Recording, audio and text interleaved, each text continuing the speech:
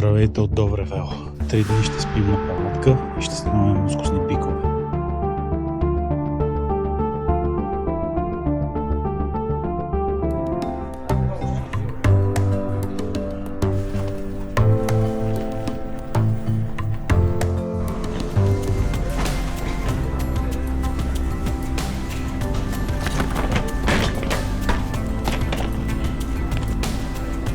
Добър ден!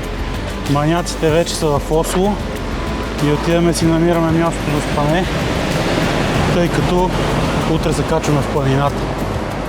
Днеска ни е буферен ден, ще нощуваме днес на летището, като утре към 14 часа имаме гид, който трябва да ни вземе с групата и се качваме в планините на Добревел да снимаме овцебици. Така че очаквайте включване. Вече сме в хотела и чакаме да стане време да ни настанят.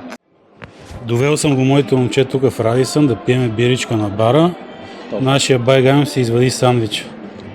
Да си яде сандвич и да ме излага тук пред чужденците. Това е положението. Така платихме биричките и по-добре да си носиме сандвичи. 2 наливни бири големи, 32 евро, 65 лева. Байде му знай. Ако искаш. 16.1 дойдохме един ден по-рано, тъй като утре на 17 трябва да ни вземат от летището и ни е супер важно да няма изненади. Често ни се е случвало, като летим с Lufthansa, да има промяна на полети, отлагане на полети и искаме да го избегнем това нещо, затова се презастраховаме. Утре ще ни вземат, имаме си гид, с който ще се качим в планините, където ще спим на палатка, в така може да се каже сурови условия. 3 нощувки имаме на минус 20 температура и искаме да снимаме овцебици в естествения им хабитат. Сутрин и вечер ще излизаме по най-яката светлина, по изгрев и по залез, за да може да направим най-яките кадри. Така че гледайте.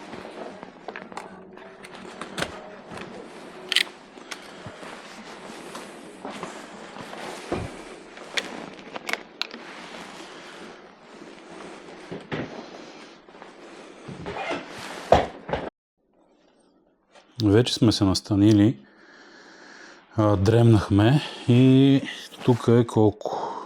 6 часа почти, без 10 минути и мисля да ви покажа какво съм си взел в раницата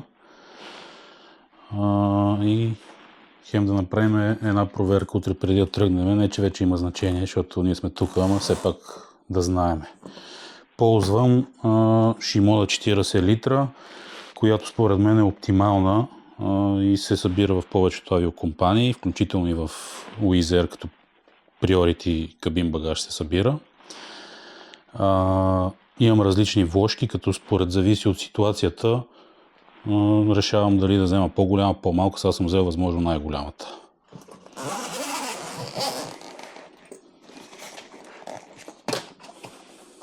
Така.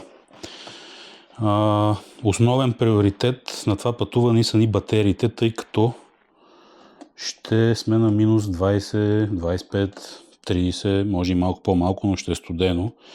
И реално батериите се изтощават доста бързо. Ние имаме доста техника, искаме да снимаме доста видеа, снимки. И сме се подготвили, като аз съм си взел 13 батерии. Всичките са заредени на макс, 4 има тук, още едно такова с 4, 2 тук, още няколко има вътре, общо 13. Снимам с Sony Alpha 1, втора версия, която хабитка доста батерия, мога да кажа. И в момента снимам с Sony Alpha 7, която съм я взел така за бекъп, ако нещо случайно стане. Тук имам 13 батерии, имам филтри за екшън камерата.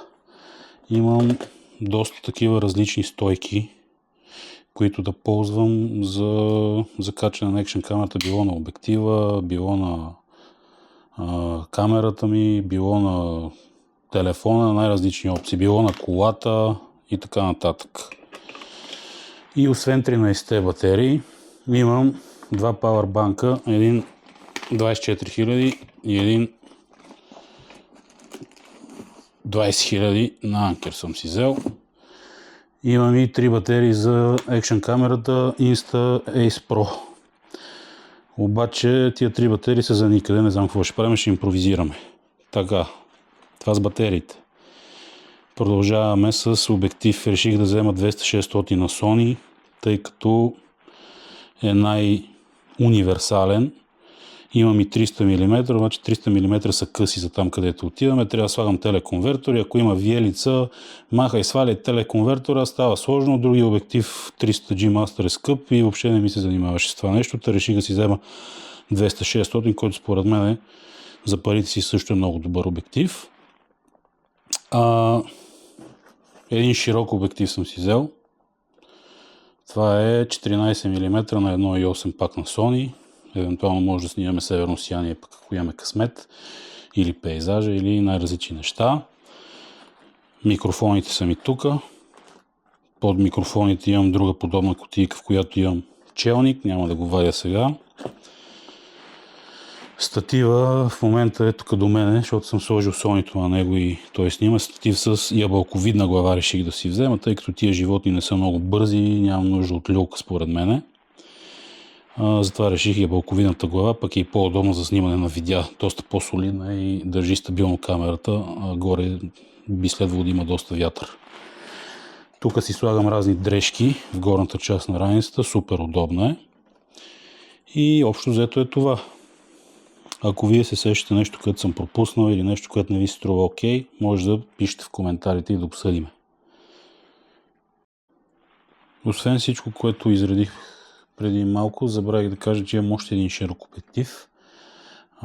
Той е пак Sony 16-25 мм на 2.8 и в момента той е на другата камера. Казах само Sony Alpha 7, а тя е Sony Alpha 7 III. И не съм я взела и така да снимам видеа, и ако нещо стане с другата. Кабели различни, тях забравих да спомена. Зарядно за iPhone, което ползвам за всичко реално. Тук имам още кабели. Там имам още едно зарядно, 2 зарядни съм си взел. Общо взето гледам да има някакви бекъпи, за да не става издънка. Димака и той е взел доста неща, така че се покриваме и не би трябвало да има казуси, да се надяваме.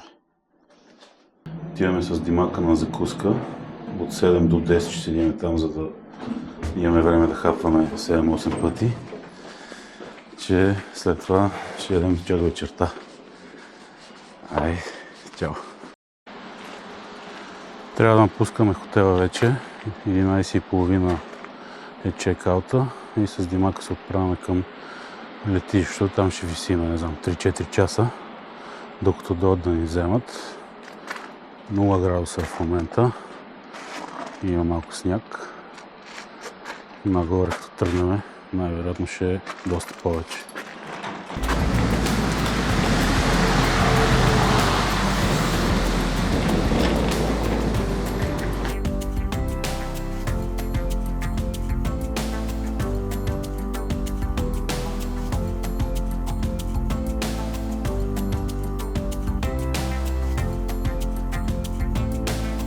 В следващия епизод се събираме цялата група на летището. Хора от различни държави, обединени от една идея – да снимат мускусния бик. Нашият гид Форис ни посреща и тръгваме към колата. Товарим багажи и поемаме на около 4 часа път по магистралата към Доврефел. Настаняваме се в вилите близо до планината, където ще пренощуваме и ще се подготвим за следващия ден. А на сутринта се качваме горе с хъските. Там започва истинското търсене.